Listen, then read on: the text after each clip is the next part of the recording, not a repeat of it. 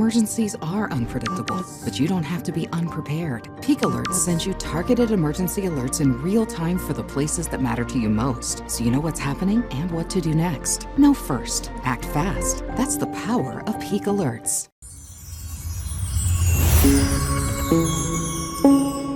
Well, Tuesday afternoon certainly felt better once we got rid of the clouds from the morning, and that's because the latest in a series of waves coming at us from the northwest is moving away from Colorado. We'll be in between systems overnight and it'll be pretty quiet.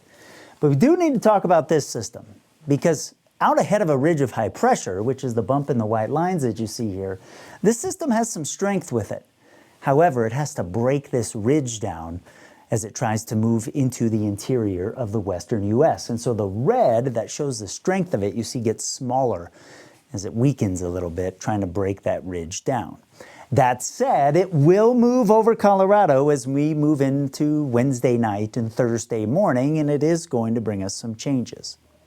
Overnight tonight, the clear sky will eventually give way to some high clouds, and it'll probably wait until early Wednesday morning, and certainly as we move through the day into the afternoon, we see some clouds come in from the west. So you'll notice those might impact the feel a little bit during the afternoon. On what will be a warmer day, we'll flirt with 60 maybe in the southeast corner, lots of 50s east of the mountains with 40s on the southern slopes of the Palmer Divide, and a mixture of 30s and 40s over the mountains. And I think Wednesday morning starts off pretty dang nice, because we'll have some light wind out there. Now, Wednesday night, as that system moves overhead, we'll get some snow up across the ski resorts. A cold front moves across the plains. It might produce a shower because it's going to have a little bit of oomph with it. And we'll notice that in the wind more than anything else. So outside of the mountains, not expecting significant precipitation. But what happens wind-wise into early Wednesday is that it's pretty nice. So again, a good start to the day. But then here comes that system as we move through the afternoon on Wednesday.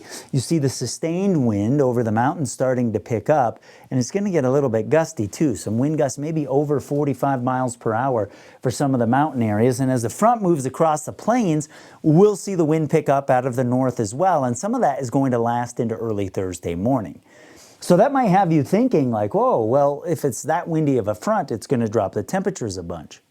It'll drop them some, just not a ton. I mean, maybe 8 to 10 in the southeast corners, probably the biggest drop in temps. We'll end up in the 40s along the front range. So we come down some, but not as much as you might be thinking. Now, here in the back part of January, outside of the wind, going to be pretty quiet. February might start off a little bit different, especially early next week. I've got that extended forecast coming up on Peaks to Plains Weather.